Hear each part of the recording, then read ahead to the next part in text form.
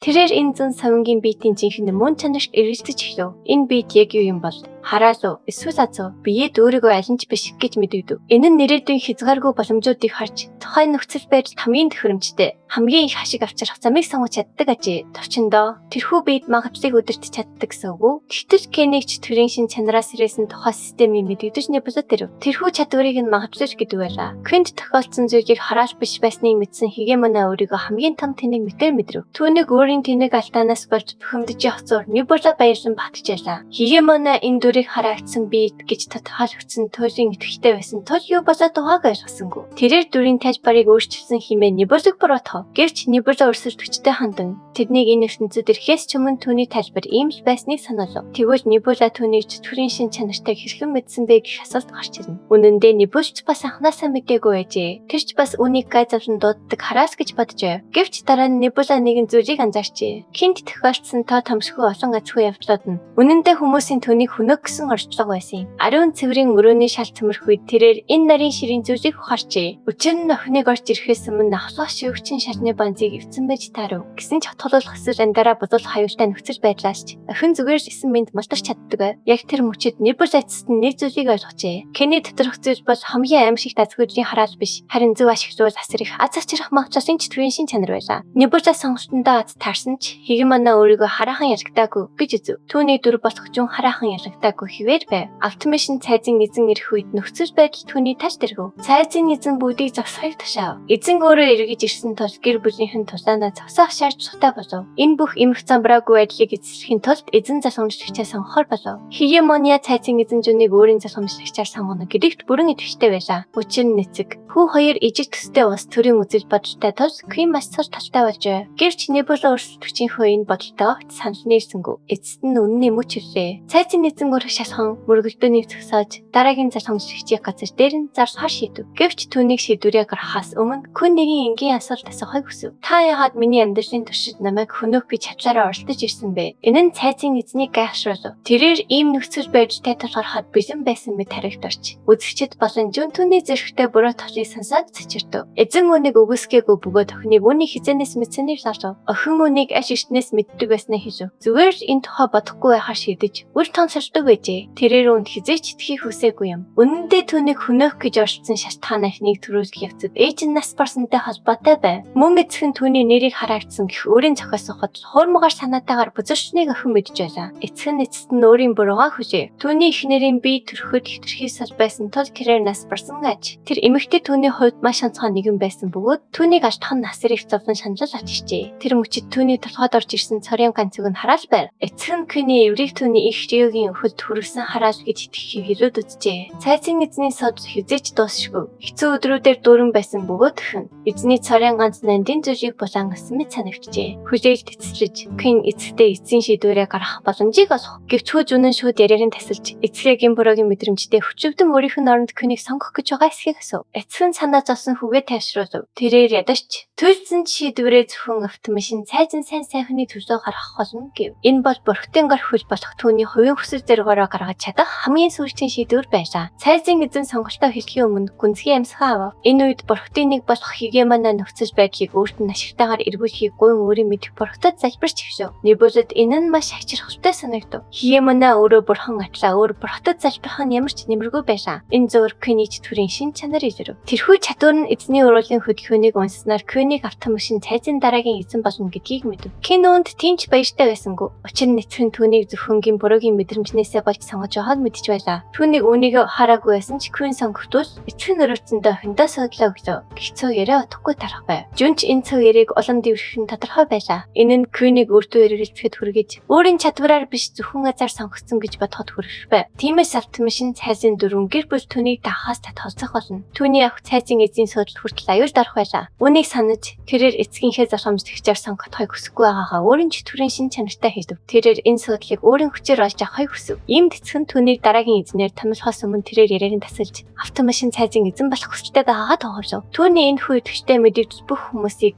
ялангуяа түүний өөдгөө гайхшруулв. Учир нь эзнээс шууд суудлыг нь шаардах нь бослоо гаргаж түүний эрх мэдж шууд занш хийсэн тооцогддог байв. Тийм учраас бүх цэргүүдийн өмнө түүний эрх мэдэл хэрэгэлдэж занш хийх зэрэг Квин таанаас гарсны хүмбэр гайхаж байлаа. Эргэн тойрны орныхоо хүмүүсийг номхдохын тулд тэрээр саринд төхөө өгөхөд гөрүүл хүн цахилгаан хүчээ ашиглан хүчтэй зөвлөх. Энэ үед сарныг хар хайрт овын сонгогдсон нэгэн гэдг нь бүгдэд тодорхой болов. Хэдийгээр түүнд энд байгаа бүх хүнийг алах чадвар байхгүй ч цайзын эзний хөнөөж хүнийг авч явах чадвартай байлаа. Гэвч зүм эцэгтэй тэднийг зүгээр сүжинж байна. Химэн итгүүлэхийг оролдов. Гөрүүл хүн аж хідийн шархтаж туйлцсан бай. Түүнд тэдний цэргүүдийн эсрэг тэнцэх хүч байхгүй гэж зүүн хэлсэн ч эцэг нь өөрөөр бодож байлаа. Тэрээр урд нь хар хайрт овогт очихдоо сонгогдсон нэгний хүч чадлыг аж хідийн нүдэрээ харсан байв. Ямар ч тач тэрээр роттой оролдож болохгүй гэдэг туйлын идэвчтэй байлаа. Цайзын эзэн өөрийн нөхцөл байдлыг тунгаан бодов. Рок бол бурхтын гар хөөж бөгөөд автомашин цайзын эзнийг тэнэг шийдвэр гаргахаас сэргийлэх хүртэл шатлын хүмэд байв. Ямар ч тач тэрээр кинд хандан хэрэг автомашин цайзын эзэн залхамжлагчаа тамилахгүйгээр өгвөл гэр бүлүүд өөрсдийн дундаас дараагийн залхамжлагчийг сонгох тул охинд ямар ч боломж олдохгүйг анхааруулав. Мэдээж кин нөхцөл байдлыг мэдчихсэн бөгөөд үүнд бэхэн байлаа. Хэрэг тийм зүйл болвол тэрээр хар хайрт угаас тасрамжарч өөрийнх нь эсрэг зогссон бүх хүнийг цайзаас хөөж гарах байв. Өөдгөө хан түүний үгийг ашиглан түнлүү хашгирч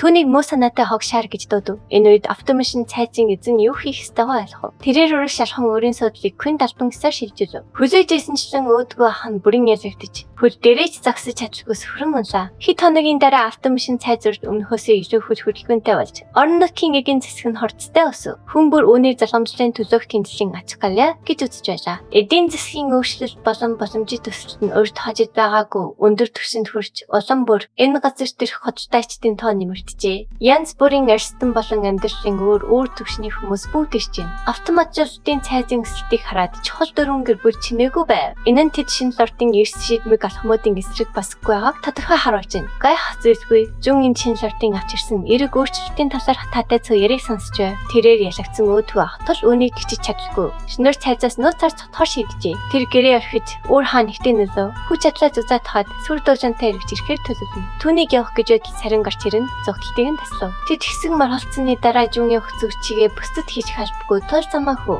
саринж үүнтэй санаж нийлв. Жүн түүнд ямар нэгэн тайлбар хийх хүргүй билээ. Гэвч жүн шиг хүн удаан амьдруул дараа нь автоматжуулалтын цайзад гай тарьж болцсохөө тул тэр дургүй байв. Түүнийг морой үнэн цайзаас гарахад сарны төхөөр цайзын хонноос алуурчин говлын өсрөн гарч түүний толгойг авав. Жүн албан өсөөр өгснээр хиемөнэ эцэст нь Нибулгийн эсрэг тэмцэж дайрагдлаа. Өрсөлд хүчин ялагдлаа иймэр зөрөгтэйгээр хүчин зөвшөөрч ухаад Нибул ам сайтай байна. Гэхдээ ялагдлыг хүчин зөвшөөрөх нь илүү сайн тосогч болж өсгөд тусдаг үе явцны хэсэг юм. Хиемөнэ ялагдлаа хүчин зөвшөөрснийхөө дараа ямар ч эсэргүүцэл үзүүлэхгүй яасан. Тэрээр нүл омгитив дагуулan дагуулж барууны хязгаар хүртэл явна гэж амлав. Тэрээр зүүн бэлгийг биелүүлж чадаагүйдээ огт тоосонгүй. Бас үүнээс гахур дагуурч санаа засангүй. Тэрээр твийн оршин суугчдын арга ухааныг суралцсангаа урагш таршаар шийджээ. Хиемөнэгийн омгийн хүн хөрсөн Нибулд бэхэн замуудыг ашиглаж цэргээ зузаатах боломж олгож байна. Норчир бүс болон хашууны өмнөд хагасан бүгд далайн дэргийн бүс тал Нибул өвнийг ашиглах боломжтой. Тэрхүү мэлхий хүмүүсийн шигтдэг байсан жигшүүрт бурхан нь далайг захирах хиш мэдтэй байжээ. Гэвч тэрхүү агаар хумаагаа зөвхөн өөрийг эзэж байсан тул эрх мэдлээ бүрэн ашиглаж чадаагүй юм. Харин одоо Нибул далайг захирах тул далайн нэргийн бүсүүд түүн ташиг тусаа өгөх нь харцаагүй. Энэ нь дараагийн асуудал бөгөөд одоогоор тэр одоогийн лорттой уулзахыг хүсэж байна. Хён руу шилжихэд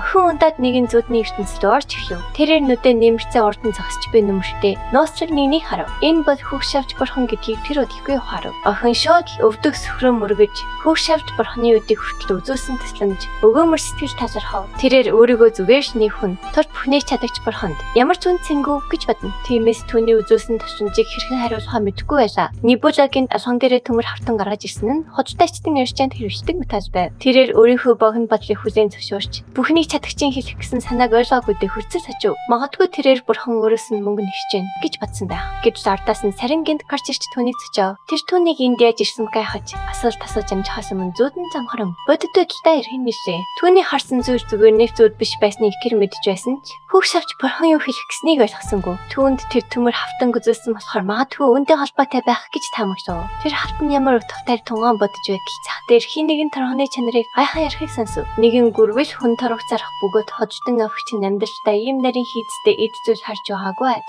Хожтон авахч өөрийгөө нар манддаг зүг болох баруунаас ийм холбооцоор аяшин ирсэн гэж танилцуулав. Нүл омог хөөгдсөн тул баруунаас ирэх зам мэдсэнд нэгдэж тэрээр дамжин өнгөрөх боломжтой байжээ. Гүрвэл хүн баруунаас ирсэн хүнтэй уулзсандаа баяртай байсан бөгөөд түүнтэй хоцтой хийхээс татгалцсангүй. Трол болтой тэр хоцтон авахч бүх торгыг хоцтож авахыг хүсэж хариуд нь төмөр хавтан өгөхөд бэлэн байв. Түүнд дүүрэн төмөр хавтантай уут байсан бөгөөд энэ нь чанартай торгоны өнөд хүрнэ гэж найдаж байлаа. Гүрвэл хүн хавтангийн хэмжээг хараад баяртай байсан бөгөөд шууд арилжаа хийхийг зөвшөөрөв. Гэвч Кён арилжааг тасарч тэр троллийг мөнгө буцааж дарж хийхийг шаардсан. Өөрөө энэ тархыг аль хэдийн хөдөлтөж асан гэжээ. Трожи үүнийг сансаад дөрвөөцөж гөрөөл хүнээс энэ нүнэн эсхийг батлахыг шаардав. Кёны хорц харцдаар хөөрхийг гөрөөл хүнд засаа охины үгийг батлахаас өөр сонгож байсангүй. Ямар нэгэн асуудал үүсэхийг хүсээгүй орк замаа хүнэв. Охины арилжааг тасаасан царын ганц шалтгаан нь гөрөөл хүн тархыг дэндүү хэмд үнээр зарж ясан бай. Нүс өмг явснаас хойш тээврийн зарч нь буурсан гэж гөрөөл хүн тайлбарлав. Тиймээс тархыг ийм хэмд үнээр зарснаар сайн ашиг олж чадж байгаач. Мэдээж Кён хич гисэн үнийг мэдчихлаа. Тэр ч гэсэн хождоо чинштэй. Гэвч гол асуудал нь үүнд байна. Зөвхөн хар хайрст амгал ийм өөрмөц бүтээгдэхүүн үйлдвэрлэх чадвартай. Энэ нь тэдгээр ховор зүйлсийг үйлдвэрлэх хүртэл бага байсан ч үнийг нь дагаж болох шаардлагагүй гэсэн үг юм. Тансаг зэрэглэжийн ангилалд багт хажива бүтээгдэхүүнийг илүү өндөр үнээр зарч болно. Түүний энд дуртахыг хүссэн өөр нэг чухал зүйл бол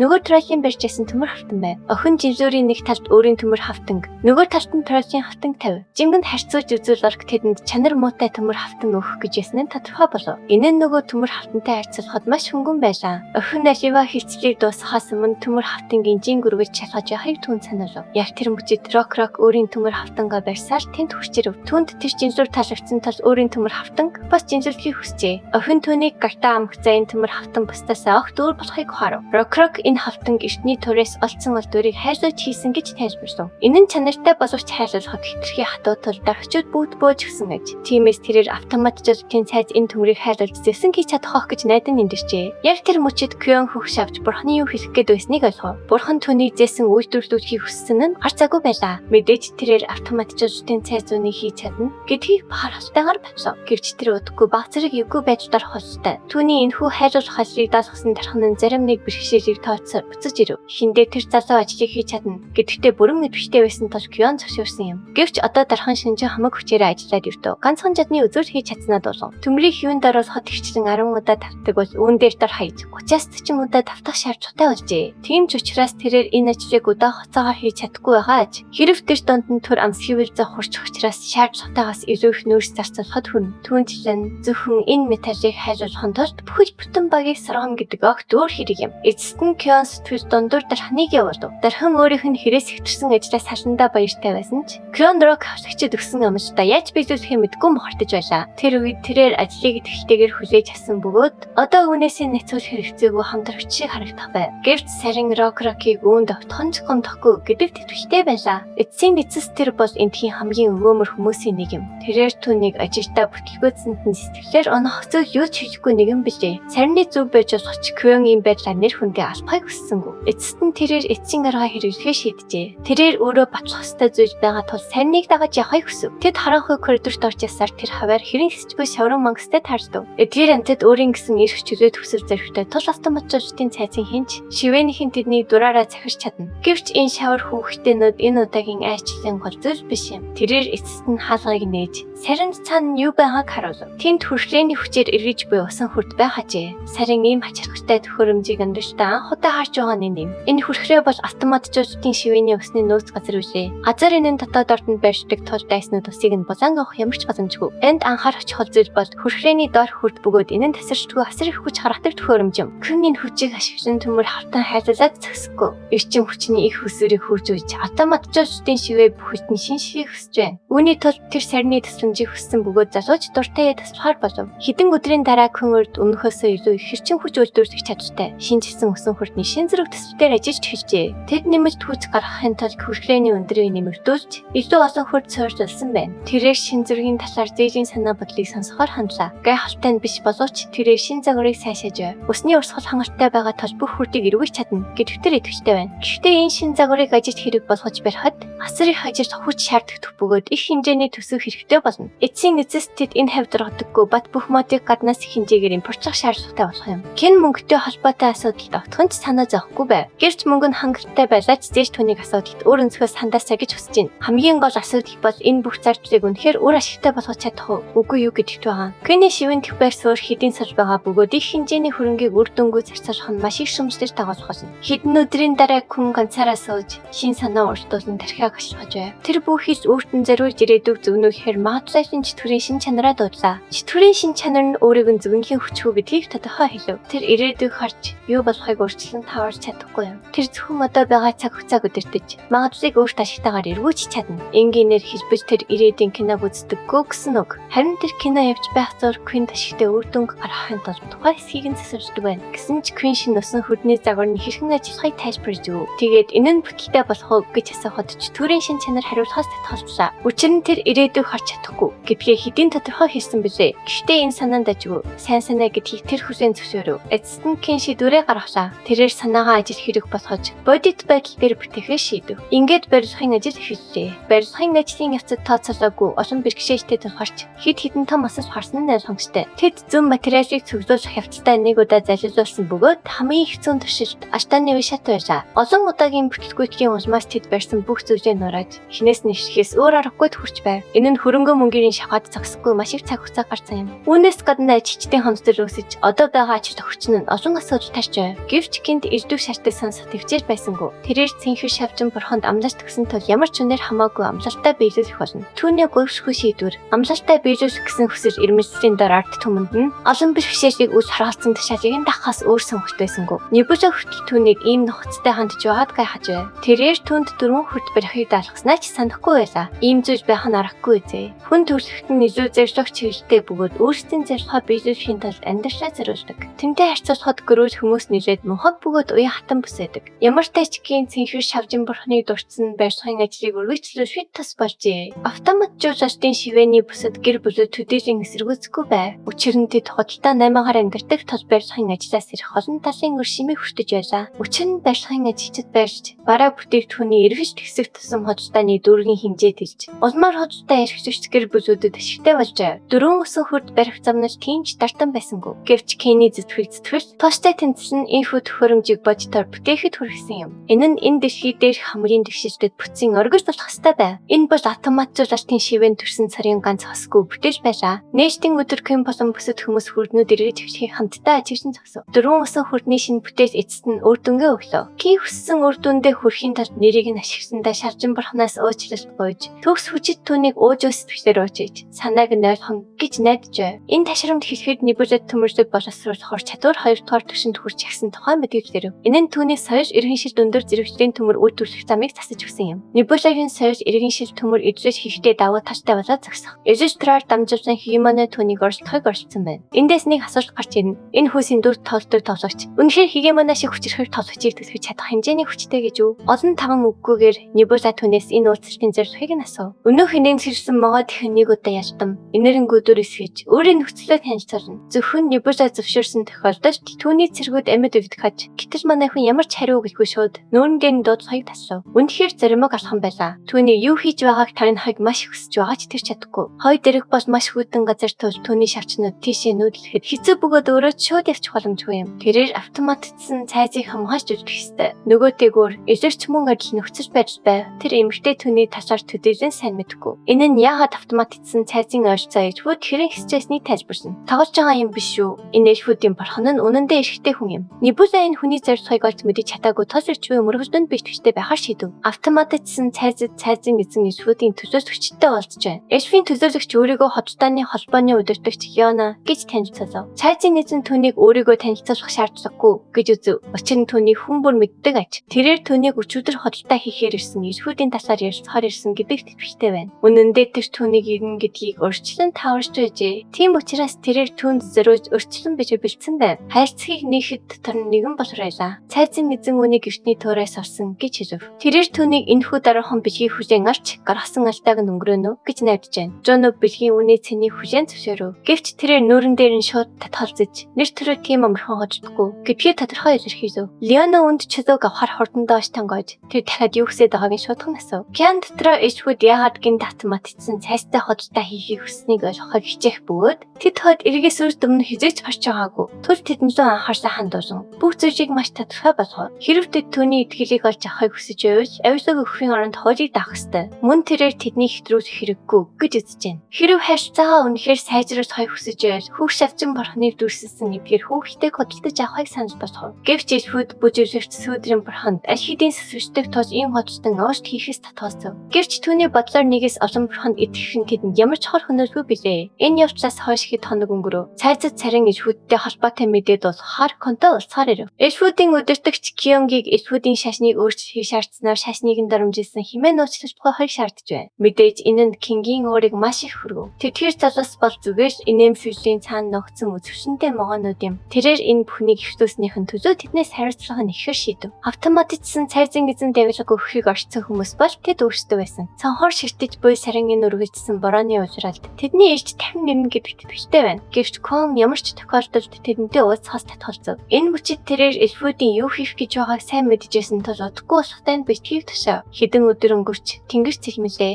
Ангийн нэгэн нар шиг өдөр цайзын хэрэм дээрх цэргүүд эльфүүдийн армид цайз руу чивжин ирж байгааг олж харав. Овгийн авлагч хассадын тэдгээр цэргүүдийг удирдах байлаа. Цайзыг анхаарад эльфийн эзэн биеэ тоож хит итгэвчтэй болов. Өөрийнхөө ямар тэнэг болохыг харуулахын тулд тэрээр армидаа урагш ташийг тушаав. Үйл явц улам эрчимжиж эвзэгтэй мөч орчиж байна. Дараагийн хэсэгт бүх зүйл эргэлж хийн. Дараагийн хэсгийг бусдаас төрүүлж хамгийн ихэнд үзэхийг хүсэж иргэсэн дэх төрийн банкны данс руу 5,000 төгрөгийн хандив хийгээрэй. Тэгвэл дараагийн хэсгийг таны даруй гаргаж өгье. Таалагдсан бол лайк дарж, сувг лумын заавал бүртгүүлээрэй.